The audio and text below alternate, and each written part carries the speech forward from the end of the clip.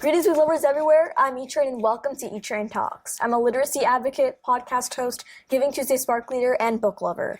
And wow, what an amazing podcast I have in store for all of you watching today. Not only am I interviewing one of my heroes, this guy, but I'm talking to him live and in person from the Good Day Sacramento studio. He's none other than my bow tie wearing twin, the man, the myth, the legend, Good Day Sacramento TV host and all-around amazing guy, Cody Stark. Well, thank you for that intro, man. That was great. That was great. Well, Cody has been such a huge supporter of mine, and he's opened up so many doors for me throughout my book journey, from inviting me to share a Hanukkah reading on the air last holiday season, giving me my own Good Day book review segment, which is just awesome. So fun. It's so much fun. And now I'm interviewing him in the amazing Good Day studio. I'm so glad I get to share Cody's story with all of you. Here's a little bit about him. So he's traveled across the country, read The Hitchhiker's Guide to the Galaxy about 100 times, maybe more, and he brings a smile to the faces of all of Sacramento. He is what I call peak cinema. So everybody, let's give a warm round of applause for the one and only Cody Stark. Thank you very much. Well, that was a lovely intro. Thank you. Yeah, I didn't know all that stuff about myself. That was great. Yeah, you learn something every day. This is true. This is true. So my first question for you is about your time at Good Day Sacramento. So you've been a member of the crew for a very long time, and your smile seems to always light up the room. Oh.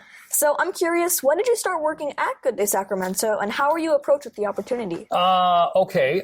It's been, I'm doing the math in my head. My son just turned 19 a couple days ago. So that means I've been on the show for 18 plus years. Wow. Because we moved out here when he was 3 weeks old, and I first started out on CBS 13, and then about 6 months after that, I came to Good Day. Well, I don't want to make you sound old, but that's almost half of my lifetime. All right, interview over. This is done. Yeah. So I came out here, my lovely wife, Caroline, she hates cold weather, and we were living in Indianapolis, and every day during the winter, she just would cry. She hated it. And so we saw this job open, and I was like, oh, well, we'll try that. Yeah. And so we came out here. I came out here for an interview, and I saw palm trees, and it was like February, and there were some people in shorts and flip-flops, and I thought, well, this is amazing. Yeah. And I fly back to Indiana, and she goes, is it just like Huntington Beach? Because she lived in Huntington Beach for a while. And I said, yes, it's just like Huntington Beach. And then we moved here, and she goes, you are such a liar. Well, we love it here. We're going to stay forever. We love it. Well, we love it here, too. And while it's not anything like Huntington Beach, I think it's a bit better. I like it better. We got Light the Beam. We got everything in Sacramento. Yeah. Nothing can compete with it. That's true. Plus, we got Cody Stark here. Yeah. Yeah. Yeah. Yeah. Yeah. There should be a statue. There should be a statue of you. I'm kidding. I can already see it right outside Good Day Sacramento studio. Yes. It's the Cody Stark statue. He's like has his hands on his bow tie, and he has microphone in his hand. Yeah, let's start the GoFundMe now. Yeah, we should. Everybody donate. So one of my favorite Cody Stark moments was when you convinced CBS to fly you out to Nashville, where you and Dolly Parton sing Islands in the Stream together. Yes. Now, how did that opportunity arise? Because that would be a dream come true for pretty much anybody on this earth. Do you want the long story? You know, we always love the long stories Okay, long here. story it is.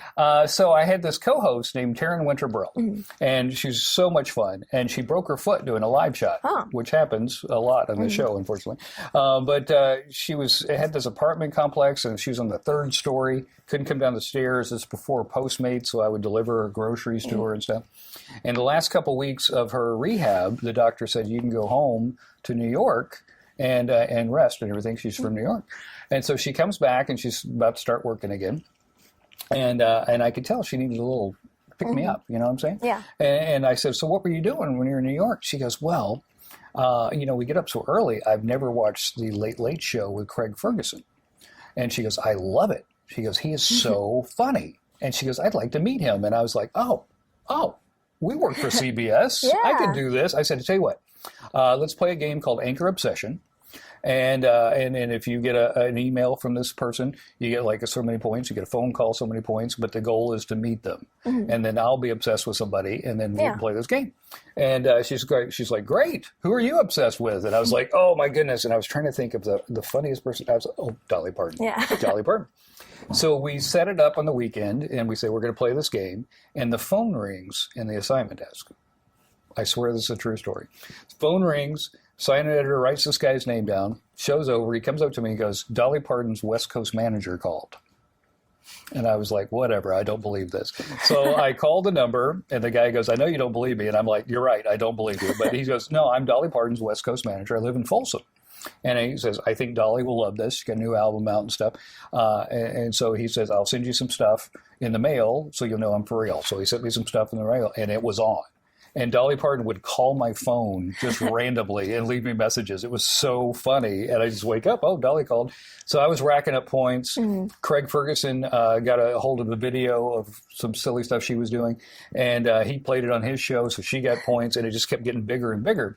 So finally, the West Coast manager called me, and he says, hey, it's time for you to win this. I talked to her manager in Nashville. If you'll fly there, she'll do an interview with you. And I said, absolutely. So we fly there. Get to meet Dolly Parton. She was lovely. They told me a couple rules, and they said one of the rules was whatever you do, A, don't hug her, and B, don't ask to sing with her. So the first thing happens, I'm standing around and waiting on her, and all of a sudden I hear her come down the hallway, and she's like, where's my Cody? Where's my Cody? And I turned like this, and she launched herself at me, and I caught Dolly Parton. And our manager in Nashville was mad. He was like looking at me like, and I was like, whoa, I didn't even, And then we do the interview, and she's lovely, and she's telling all these great stories. She's singing songs and stuff. It was fantastic. And we get up to leave. She hugs me again. The manager's like shaking his head. And I was like, well, why not? And I said, Dolly, can we sing Islands in the Stream together? And she goes, oh, sure. So we did. And that's what happened.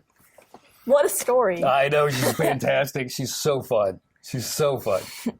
That sounds like a total dream come true times like 7. Yeah, totally. It was so fun. And she lives in a big pink clump complex. That's like so you could cool. see it from space. Wow.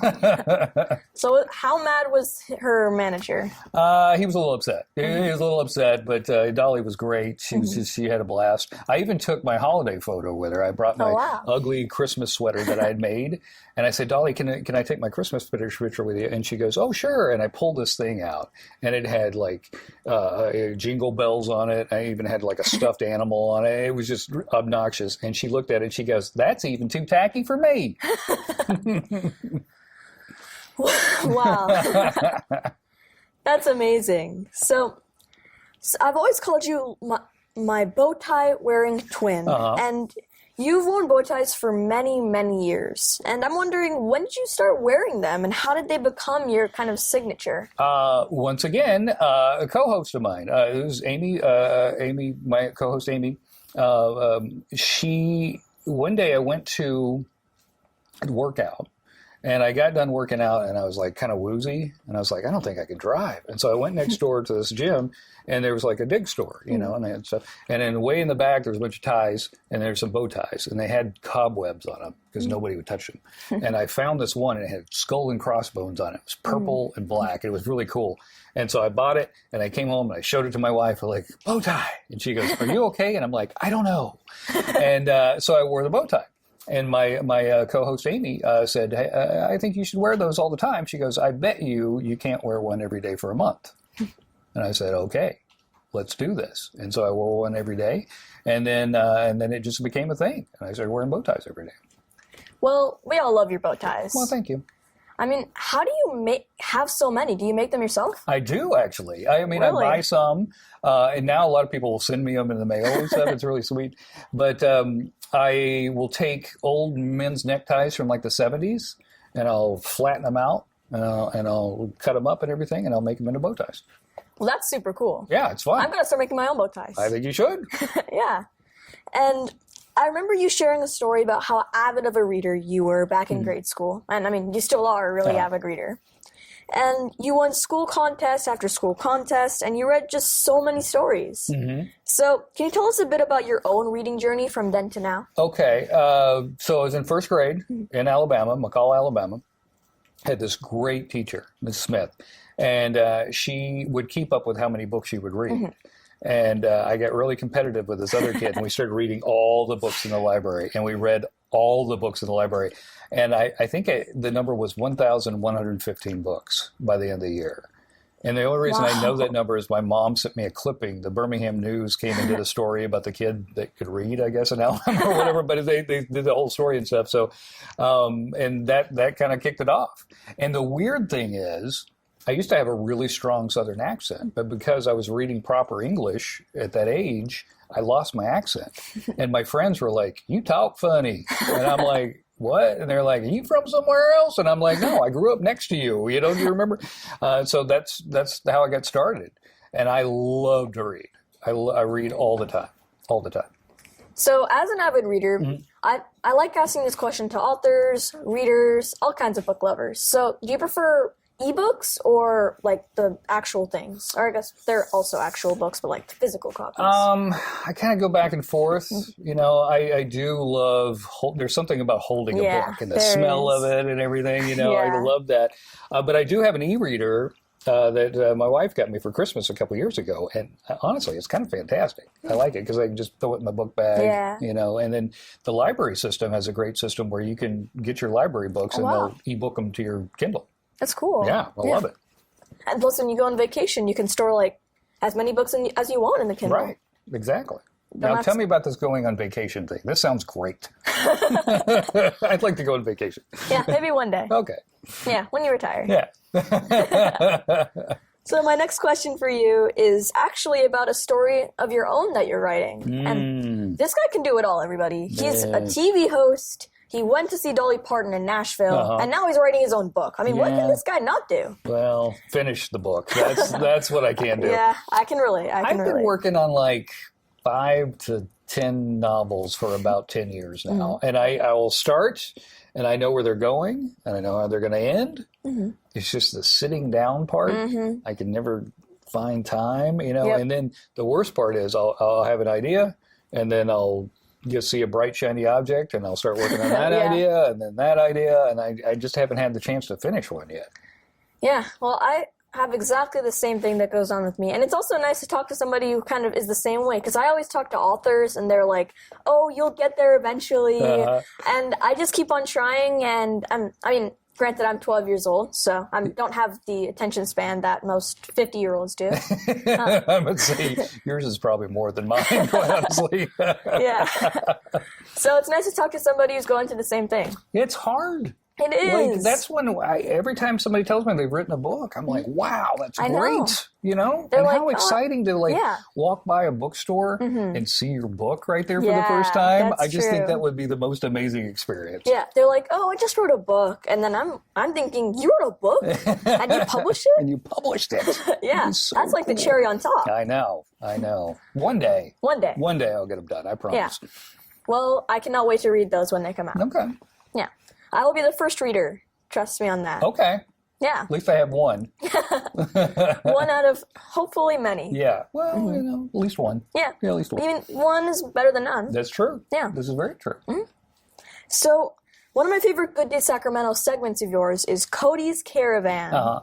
And you travel across Northern California and you dive into the stories of small businesses, historical buildings, and a whole lot more. So, how did Cody's Caravan start? And can you give us a sneak peek of what's to come? It started, my bosses came to me and they were like, you know, we like you in the studio, but we also like you out live. Yeah. And I was like, well, I can't do both at the same time. So they said, why don't you just go out, you know, like one day a week? And I said, that sounds great. Yeah. And that was a Thursday. And I came in on Monday and they were like, by the way, it's 3 days a week and it starts next week. So I was like, but the cool thing is, normally how this stuff works, you know, a reporter will go, they'll do one segment and they go on to another thing, but they let me stay in one spot. Oh, that's awesome. So it's kind of fun. I get to just kind of sit and visit with people and tell stories and hear their stories and stuff like that. So we can really go a little bit deeper, you know, into the segments. We just went to Twain Harte cool. twice in like a week because it was so fun. I mean, I met a Bigfoot hunter. Oh, I met all these wow. fun people and stuff. So we went back. And that's about 2.5 hours away from here. So that's a little bit of a trek, you know. But worth coming up, let's see. We got a guy, let's see. I'm drawing a blank. Oh, World Custodian Appreciation Day is coming up in early October. So I found a couple custodians that work at schools, and so I'm going to follow them around, and learn how to do their job and stuff like that, and just show them a little love. Because, as you know, going to school, without the custodians, they would get nuts. Yeah. It would be crazy. That's true. Yeah. And custodians, they need more love. They do. They work so hard. They do. And it's just that teachers do amazing things, but what about the custodians? They go and they take the night shift. They clean up all the floors. You have to get all that gum off of the tables. Yes, the gum. Yes. Maybe that's what my job's going to be. Yeah, maybe. I'll be the gum scraper guy. Yeah. So, Cody's Caravan is so much fun, and I cannot wait to see where you go next. Okay. I also, I'm doing, for Halloween. Oh, this is a good tease. In Sonora, there's a low-powered radio station, community radio station, and it's in this really famous haunted building. So I'm going to do the haunted radio station for Halloween. That should be fun. Now, that sounds like a lot of fun. Yeah, I think that's going to be good. That's going to be a good time. Ooh. Spooky. So, my next question is kind of a general one, but I'm sure you have a more deep answer than some other people would give. So, what do you love most about Northern California and just Sacramento in general? It is amazing to me how diverse it is. I mean, like, Absolutely. every type of food, culture, it's all here, you know, and it's so fun, and I learn something new basically every day, I love that. I love the weather. The weather sometimes a little hot, but it doesn't get too cold. Yeah. And I like that. And I like the fact that, you're so close to San Francisco, you're so close to, Tahoe, it's just perfect. Yeah, it's right smack dab in the middle. It'd be even cooler though if Los Angeles wasn't so far from here. Then we'd have like the Big Four. True. Or it'd be even cooler if Los Angeles was further away. Oh, yeah. I mean, yeah. You're not wrong on that part. Lakers fans, just push them further away. Yeah, just a little bit. Now I'm feeling the Warriors fans. You got to push them away. Yeah. Yeah. Maybe push them a bit into the Pacific Ocean, but not too far. We don't want to drown them, but mainly. Yeah, just get them wet a little bit. Yeah, I understand. They need to be humbled. Yeah. So, I'm just going to flip this real quick. Oh, there's more. Yeah. There's always more where that came from. So, every morning you post a morning Muppet update. Muppet is Cody's cat. Yep. He's super cute.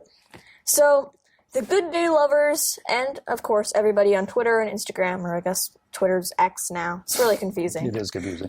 We're always dying to know if Muppet is awake, or if your other cat's awake as well. So, if you don't post if Muppet's up, or not up, then the world might stop turning, everybody. Yeah. I mean, it's really funny. Like, people will be like, oh, is Muppet okay? Yeah. And I'm like, well, I just didn't see her this morning. And I was, I mean, it's 4 a.m. when we get out. So Muppet, we rescued Muppet. Aww. And she's so sweet. She's my cat. And now we have another cat named Ella.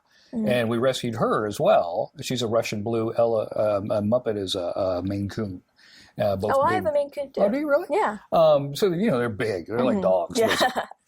And Muppet, every day when I take a nap, she has to nap with me. Aww. And if I'm laying on my side, she'll headbutt me until I lay flat. And then she crawls up on my chest and falls asleep and stuff. It's so sweet. But in the mornings, she likes to see what I'm doing. So she'll get up and kind of follow me around and stuff. And, sometimes she takes a day off, though, man. Yeah, we all need a day off sometimes. Exactly. Now, Ella, beautiful cat, very soft, very fluffy, loathes me. Absolutely loathes me. Because when she was a baby, she needed medicine and shots and stuff. And I was the one volunteered to do it. And she's 9 years old, and she still holds a grudge. Wow. She'll look at me like, I know you. Yeah, you're the one. And it hurts my feelings every time. Every time. Oh, poor Cody. I know. But I got to agree. I'm a cat person. Cats are better than dogs. You heard it here. Ooh, bold. Yeah, we're very bold here. But you're right. Cats are better. Yeah. Dogs are easy. Yeah. Dogs are just excited all the time. A cat, you got to work on it. Yeah, cats are really complex. Like, when we got our cat a couple of years ago, he just hid under my bed and then hid in my closet. And then slowly he kind of gets into the groove of things, the swing of things. And he was about to come out, but then my mom came storming out of the bedroom. And he was scared for another month.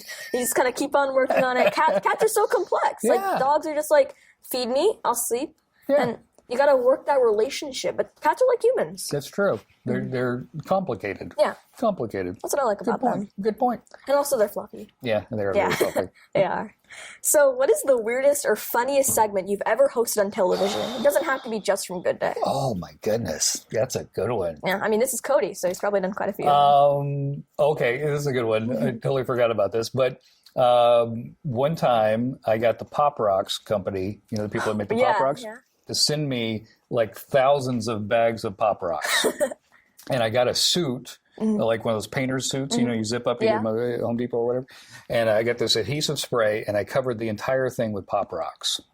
And then I got a dunking tank to come in, and Coca-Cola came and filled it full of Coke. Oh, wow. And so they dipped me into it was one of those, those pitching things where you throw it in the dunk tanks.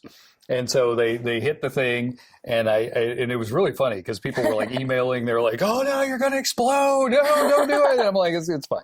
And so they hit the thing, and I went right into the water. Now, the unfortunate thing was when I had it booked, it was like 61 degrees, and then a cold snap happened the night before.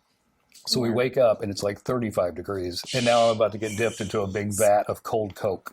And so they hit the bar, and I go down into this tank, and it just starts fizzing and stuff. It was so silly, but then it was so cold, and I popped back up. Well, because of the chemical reaction that was going on, the first top layer, there's no oxygen. And so I came up out of the water, and I'm freezing, and I'm like, and it was like a fish out of water for just a little bit, and then finally I caught up and stuff. But I did not explode. That's good. That's one of my sillier, stories. Well, it's good that you didn't explode because we wouldn't have any Cody Stark anymore. This is true. Yeah. But it was so funny. People really thought I was going to explode. It was so funny. I was like, no, you should have gotten Mentos then. Oh, that would have been good. Yeah. Ooh, yeah, that's a good one. Okay, I'm holding on to that. Yeah, you got to hold on to that. Keep it in your brain. Because Cody might explode, part 2. That's true, part 2. Yeah. So, this is my final question of the interview. Well, actually, we have some rapid fire at the end. Oh, okay. But this is one that I've asked every person that I've ever interviewed. So no pressure or anything. No pressure, okay. Yeah. If you could be or meet any literary character, it could be your favorite author or it could be your favorite book character. But either one, who would it be and why? Ooh, that is a good question. Well, you said, Hitchhiker's Guide to the Galaxy is my favorite book. Yeah. I read it once a year. I always, it just makes me laugh, and it's a breeze and everything. So I think it would have to be Arthur Dent. I'd like to meet Arthur Dent, and That's talk about his answer. towel and all that stuff, his space adventures. It'd be kind of fun. And would you want to meet Douglas Adams? Oh, man, if I could have met Douglas Adams. That would have been awesome. Oh, my goodness. He's so fun. So fun. What a great guy. And I've read all his books. Yeah, I've read like 4 different versions of Hitchhikers. There's all these different versions out there and stuff like that. So, yeah, that would be great to meet him. That would be a blast. And pun intended. So, it's time for some rapid fire questions. Questions. Okay. Yeah, we got to get that music going. All right, I'm listening. All right, favorite TV show? Oh, that's a hard one. Yeah, I mean, there's rapid fire, but they're so hard. All time? Yeah, you could go all time. Gilmore Girls. That's a great Love one. the Gilmore Girls. Right now, I am really into. I'm doing an epic rewatch of all the Star Trek. Oh wow! So I'm going to do it in chronicle order, though. So I'm started off with Enterprise, and then I move on to a Discovery, the first 2 seasons, and then you go to the original. It just keeps going. But I'm almost done with Enterprise right now. You got this, Cody. I believe in you. Okay. I feel good about it. Keep on watching TV. Keep on binging. So what's your favorite song? Favorite song right now will probably be When We Were Young by the Revisionists. Revisionists? Yeah, Revisionists. Revisionists. Yeah. I love that band. That's a cool name. Revisionists. I have not heard that one, so I'm going to have to listen to it on... Look it up. Yeah. Yeah, it's good stuff. Have you heard it, Dad? Yeah, you can talk. Don't worry. You don't need to be, you don't need to be scared. All right. Favorite sports team? Auburn football, baby. War Eagle. Yeah. Big Auburn fan, and I love the 49ers as well. I know. I'm sorry. Are you okay? Is it okay? Are we still friends? Yeah, we're still friends. Yeah. College football's starting back up. You excited about that? Yes, very excited. Matter of fact, me and some buddies are going to go see Auburn play Cal. Oh, wow. On September 9th in Cal. It's exciting. Yeah, it's very exciting because I've forced a lot of people out here to watch Auburn football. So that's going to be good. Also a big Kings fan like you. Oh, yeah. Love the Kings. Yeah. How fun was that last year? That was a ton of fun. Wasn't that amazing? The whole environment, the scene, everything was just, well, beaming. Yeah. Every person in there was beaming. It was just so fun. And I can't wait for this season. Like Sasha? Oh, I'm sorry. I'm derailing everything. No. You're not. We do not say no to Kings talk. Oh, okay. Yeah. Sasha and that offense. Yeah, that's going to be really cool. Something. I hear they might sign JaVale McGee. I heard they were talking about that. So we'll have like 10 centers right now. Yeah. Well, I mean, last year we only had like 2. That's so true. The more the merrier. Yeah, I guess so. We have open roster spots. Yeah, why not? I mean, we could have gone like Kelly Oubre or something. But, JaVale McGee's good too. Yeah, that'd be fun. He's kind of goofy. I like it. He is. Yeah, he's kind of fun. Shaq's been a full winner like 3 times. Yeah. That's so true. Yeah. Yes. So, what is your most embarrassing moment on TV? Well, I have a condition where it's impossible to embarrass me, quite honestly. That's a good condition to have. But one time, I know this guy that he gets those giant balloons. Mm-hmm. And he will inflate the balloon, and your head will just be out of it, and it's like a big giant balloon, and you're inside the balloon, we're messing around and stuff. Mm-hmm. And he says, okay, to get out of the balloon, I have to pop it. Oh. And so he started chasing me around on live television with this thing to pop it. And I had this gear on. I was wearing like, your workout shorts and stuff like that. And when he popped it, the gear all fell. Oh. And so I'm in my underwear on live TV? on live TV, and I'm like, oh no! That was kind of embarrassing. That definitely sounds embarrassing. But, as I always say, the best in the business, they have a short-term memory. True. Like cornerbacks. Yeah. So, my next one, would you rather speak every language or be able to talk to animals? Oh, good question. Maybe talk to animals. Yeah, I'd like to talk to animals too. Yeah, I'm just dying to know especially my cats. I'm like, what are they thinking? What are they doing? I bet my cat's thinking, this guy's so... he gets on my nerves so much, this E-Train guy. Why doesn't he get up when I get up? Yeah. Why isn't he running around like I am at 2 o'clock in the morning with the zoomies? Why isn't he giving me food when I want it at that moment? Yeah. Yeah. Yeah, that's a good one. I like that question. Yeah. So what's your most used emoji? I mean, I know you might not be, well, okay, I don't want to make you sound old, so I'm just going to take that back. What's your most used emoji if you use them? The smiley laughing face. I use that one a lot. Yeah, like the ones with like the things coming out of your eyes? Yeah, I think that's it. Yeah, that's a good one. So, what's your favorite childhood book? The first book that I really got into, and I wish I remember the author's name. My sisters are twins, and they're a little older than I am. And one of them got this book called "In Summertime It's Tuffy." In Summertime It's Tuffy, and I found it, in the room or something like that, and I read it once, and then that summer I probably read it 10 times. And it was about these girls that went away to camp, and they didn't like their camp counselor, so they built a voodoo doll, just messing around, and they did it. They poked the pin, and the guy broke his leg. Oh, my. And they were trying to figure out if they really did it or if it was just a coincidence. I probably read that like 50 times that summer. That sounds like such a fun read. And then I like The Missing Piece, and The Missing Piece Meets the Big O by Shel Silverstein. Yeah, I love that one too. I love those books. Yeah, all of his books were so good. Yeah, they really are, aren't they? Yeah. They're so good. It's sad that they're being banned and challenged in all these different places. Yeah. Those books are lovely. They have such a great message. Yeah. Like The Missing Piece and The Missing Piece Meets the Big O is just all about making yourself whole, you know, so you can be a good partner to somebody else. That's a lovely story. I think. Yeah, it really is. Don't ban these books, people. Don't. So, my final rapid fire question. And this is the most important one of the entire interview. Who cares about the other ones? What's your favorite bow tie that you own? My favorite bow tie, my friend Melissa Cabral was my co-anchor for a long time in the show. When I was making all these bow ties and stuff, she says, "Well, I've got these gray pants. I'm gonna donate. You know, and do you want them?" And I was like, "Oh, that'd make a great bow tie." Yeah. So I have a bow tie of Melissa's pants, and that's my favorite one. I made a bow tie out of them. Oh, you really make a bow tie out of everything. Yeah, that's true. Yeah. I mean, everything is a bow tie if you think about it. You just have to turn it into one. That's true.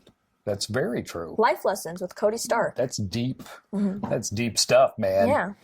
Those answers were so good. You are the best, Cody. Oh, thanks, bud. And this has been so much fun, and I know that everyone watching has enjoyed hearing your story. They probably laughed out loud 100 times, and probably the amount of times as you read The Hitchhiker's Guide to the Galaxy. Well, I hope so. Yeah. But I think it's probably more than 5. So, once again, thank you so much for everything you do, not just for Good Day Sacramento, but in supporting my journey and spreading smiles everywhere you go. Well, thanks, bud. Seriously, I'm so proud of you. It has been so much fun watching you do these things and grow. And now that you become a nonprofit, and you're just going to keep growing and growing, keep doing it, man. Thank you. You're doing a great job. And everybody, I hope that you take away some new facts and figures from this interview about bow ties. First of all, you can make a bow tie out of pants. You can make a bow tie out of a shirt, out of a hat, out of anything. Maybe even your underwear, but I don't. And maybe you could be in your underwear on live TV, like Cody Stark. You could. Yeah. I don't recommend it. Yeah, we don't recommend it. Yeah, we don't recommend that. And thanks for watching, everyone. Until next time, stay safe, keep reading, check out Good Day Sacramento. It is, as the kids say, the bomb. And I'll see you all in the next one. Bye. Thanks for having me on. Bye.